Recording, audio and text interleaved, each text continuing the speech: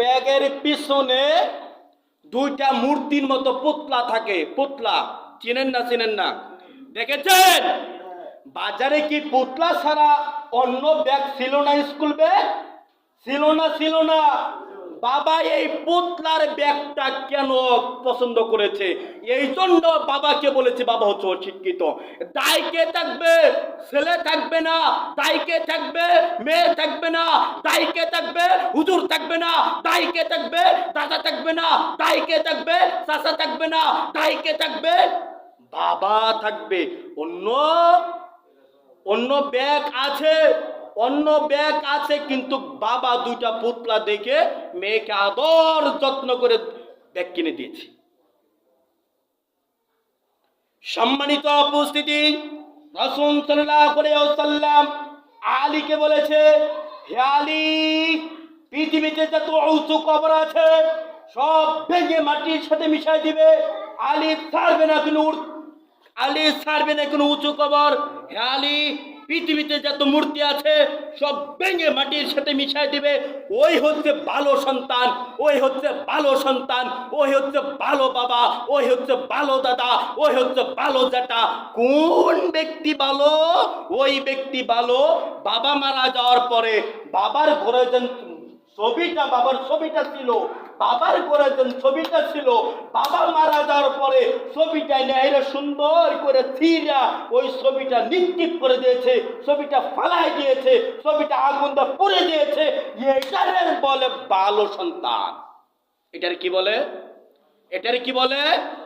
ভালো সন্তান। আর যে সন্তান বাবা মারা যাওয়ার পর বাবার ছবি দেখে, বারবার বাবাকে সম্মান করে, আর বারবার বাবাকে দেখে, আর বাবাকে চুমু খায় আর কান্না করে, এটার ভালো সন্তান বলে না। মূর্তি ভাঙতে হবে ইনশাআল্লাহ। মূর্তি আপনার মেয়েকে কিনে দিবেন কেন? সম্মানিত উপস্থিতি, শুনুন, সময় সংক্ষেপ, অনেক কথা ছিল কিন্তু বলা যাবে না, আর বলতে পারবো না। আরেকটি শেষ মুহূর্তে আরেকটি কথা মা বোনকে সতর্ক করে দিতে চাই, মা বোনকে জানাই দিতে চাই, যেই সব বোন স্বামীর কথা মানে না, স্বামীকে হেতুচ্ছ করে, স্বামীকে অবহেলা করে, ওদের জন্য কঠিন জাহান্নাম রয়েছে। যাবার সময় আছে মা, যাবার সময় আছে বোন, আল্লাহর কাছে তওবা করো, আল্লাহর কাছে ক্ষমা চাও, আল্লাহ মাফ করে দেওয়ার জন্য প্রস্তুত রয়েছে। একবার আল্লাহর কাছে বলো, আল্লাহ আমি ভুল করেছি। আর স্বামী দুনিয়াতে বেঁচে রয়েছে, স্বামীর হাত ধরো, স্বামীর হাত ধরে বলো, ও স্বামী আমি ভুল করেছি, তোমার সাথে উচ্চ কণ্ঠে কথা বলেছি, ও স্বামী ভুল করেছি। স্বামী আল্লাহর কাছে বিচারে দিও না। আরে স্বামী যদি বেরাজি থাকে, স্বামী যদি কষ্ট পেয়ে থাকে, স্ত্রী যত সালাত আদায় করুক, যত কোরআন তেলাওয়াত করুক, যত ফরজ আদায় করুক, কাজে আসবে না, সব বিফলে যাবে। সম্মানিত উপস্থিতি, ক্ষমতা থাকতে হবে তোমার বিবাহ করার জন্য।